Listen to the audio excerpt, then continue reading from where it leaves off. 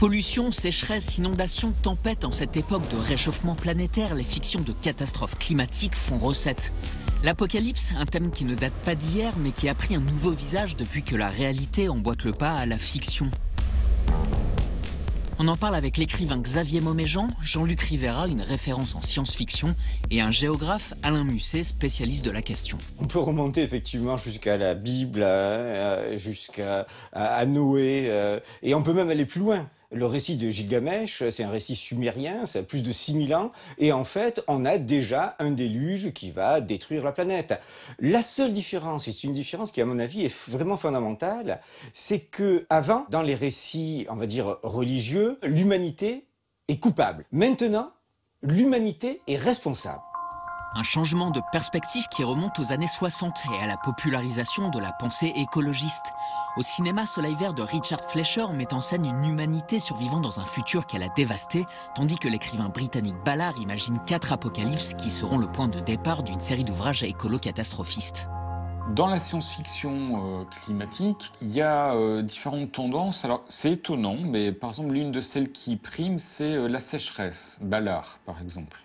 Viennent ensuite les inondations. Alors, vous avez le très beau roman de Norman Spinrad qui s'appelle Bleu comme une orange et qui décrit un Paris équatorial du fait du réchauffement climatique, envahi par l'eau, les plantes, la jungle, etc. Et vous avez aussi un des musts qui est la glace. Je pense par exemple au Navire des glaces de Michael Moorcock, où l'humanité finissante vit dans des énormes bateaux en bois sur roues. Qu'elle mette en scène une humanité devant faire face à une catastrophe ou essayant de survivre dans un environnement post-apocalyptique. Tout va se jouer sur le pétrole. On s'entretue pour de l'essence. Il n'y a presque plus d'eau sur la Terre. De l'eau. Où est l'eau? On n'a plus d'eau. La science-fiction climatique interroge l'homme face à sa responsabilité.